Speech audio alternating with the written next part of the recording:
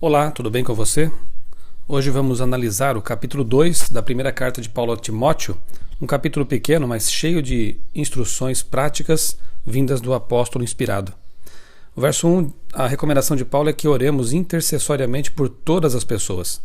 A oração intercessória pode até ser um tanto misteriosa, mas a Bíblia nos recomenda praticá-la, porque de certa forma é como se estivéssemos autorizando Deus a agir na vida de outras pessoas que talvez não estejam tão preocupadas assim com a salvação, com a sua vida espiritual, e assim nós estamos permitindo que Deus atue nos bastidores em favor da salvação delas. Pratique sempre a oração intercessória, nunca deixe de orar por pessoas que você ama, e inclusive, como diz aqui o apóstolo Paulo no verso 2, orar por nossos governantes, para que possamos ter tempos de paz e liberdade.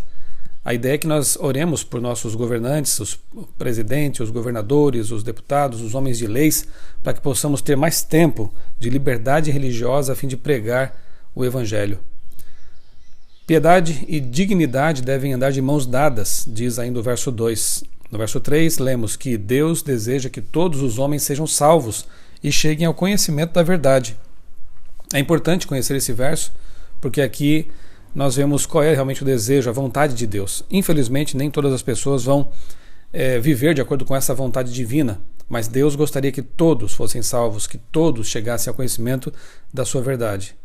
Cada vez que pregamos, damos um estudo bíblico, entregamos um livro, estamos cumprindo assim o desejo de Deus. Verso 5, há um só Deus, um só mediador entre ele e os seres humanos, Jesus. E Jesus aqui é chamado de homem, mostrando sua eterna identificação conosco. Só Jesus pode ser a ponte entre o céu e a terra, pois só Ele é Deus e homem ao mesmo tempo. Verso 6.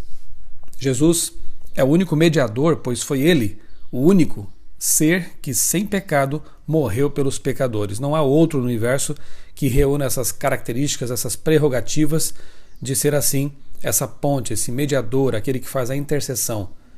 Verso 7. Existe a verdadeira fé e a contrafação. Estude a Bíblia para saber a diferença entre elas. O verso 8 nos faz lembrar até de uma musiquinha que cantamos para as crianças, com as crianças, né? Cuidado, mãozinha é o que pega. Aqui nós temos o incentivo, a admoestação de Paulo para que tenhamos mãos puras. Primeiro vem a confissão, o verso 8 também nos ensina isso. Primeiro vem a confissão, do contrário, não poderemos orar com a mente e o coração e as mãos puros. Devemos orar em todo lugar, manter comunhão ininterrupta com o céu. Se houver algum lugar onde não possamos orar a Deus, não deveremos estar nesse local. Dos versos 8 ao 15, aqui encontramos, quem sabe, alguma polêmica. As pessoas talvez não entendam o contexto direto, local, geográfico, histórico desses textos, e assim trazem alguma confusão. Mas aqui vemos que as mulheres desempenhavam papéis importantes na Igreja Apostólica, atuando como profetisas e líderes das igrejas nas casas. Paulo não estava realmente proibindo a liderança feminina, a atuação feminina na igreja.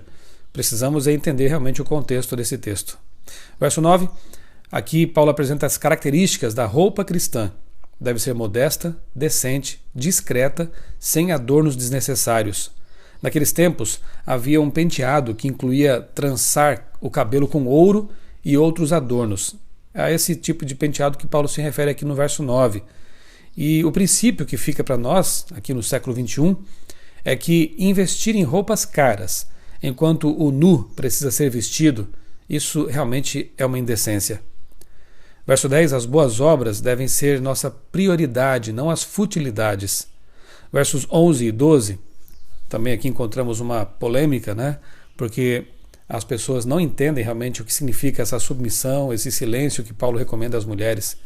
O fato é que depois do pecado a autoridade masculina foi destacada, sem, contudo, anular o papel importantíssimo da mulher. Ao interpretar passagens como esta, é necessário levar em consideração o contexto histórico e cultural, tanto da época quanto da atualidade. Verso 13, Paulo menciona novamente Adão e Eva como personagens históricos, ou seja, ele era criacionista. Verso 14, o passo seguinte à aceitação do engano é a transgressão. E o verso 15 nos ensina que homens e mulheres serão salvos se permanecerem na fé, no amor e na santidade com bom senso. O bom senso deve temperar todas as nossas atitudes. Não basta conhecer a verdade, diz o verso 15 ainda, temos que permanecer na verdade. Assim como não basta casarmos, temos que permanecer casados. E finalmente, Paulo conclui o capítulo enfatizando a importância do papel intransferível da mãe. A obra de uma mãe piedosa permanecerá para sempre, já que é principalmente ela quem molda o caráter de uma criança. Deus nos ajude a entender realmente esse capítulo, a entender que é importante a mútua submissão de uns para com os outros, termos aí um espírito brando, manso, um caráter puro de santidade, e que com certeza Deus, quando está presente em nossa vida, vai nos ajudar a entender realmente o que significam as relações entre homens e mulheres, entre liderados e líderes, enfim, vai nos dar o bom senso para agir corretamente e também nos ensinar a viver piedosamente uma vida simples, decente, sem ostentações. Eu sou o pastor Michelson Borges, desejo a você um dia muito feliz, muito abençoado na presença de Jesus, orando todo o tempo pelos outros e por si mesmo. Um grande abraço para você.